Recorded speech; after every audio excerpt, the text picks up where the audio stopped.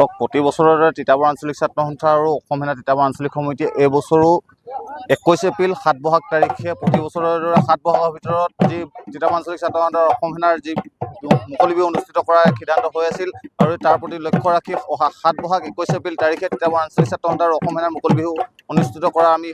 সিদ্ধান্ত লৈছোঁ আৰু ইতিমধ্যে যুঁজা আমাৰ সম্পূৰ্ণৰপৰা দ্ৰুতগতিত চলি আছে আৰু 37 সংখ্যক মুকলি বিহুৰ লগত সংগতি ৰাখি ইতিমধ্যে আমি তিতাবৰ যি বিহু সম্ৰাট খগেশ্বৰ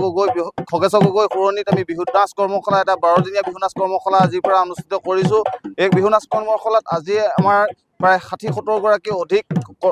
কণ প্ৰশিক্ষাৰ্থী অংশগ্ৰহণ কৰিছে আৰু অনাগত দিনত এই বিহু নাচ কৰ্মশালাত আমাৰ যি পূৰ্ব যি ধাৰা অক্ষুণ্ণ ৰাখি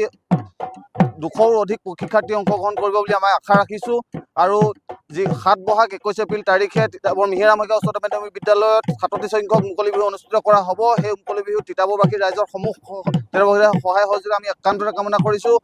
আৰু ৰাতিলৈ সাংস্কৃতিক সন্ধিয়াৰ বাবে আমি অসমৰ বিশিষ্ট কণ্ঠশিল্পী নীলাক্ষী নেওগৰ গীতৰ শৰাই খেলপথাৰতে ৰাখিছোঁ। সমূহ তিতাবৰবাসী ৰাইজৰ সহায় সহযোগিতা আৰু উপস্থিতি আমি একান্তৰে কামনা কৰিছোঁ।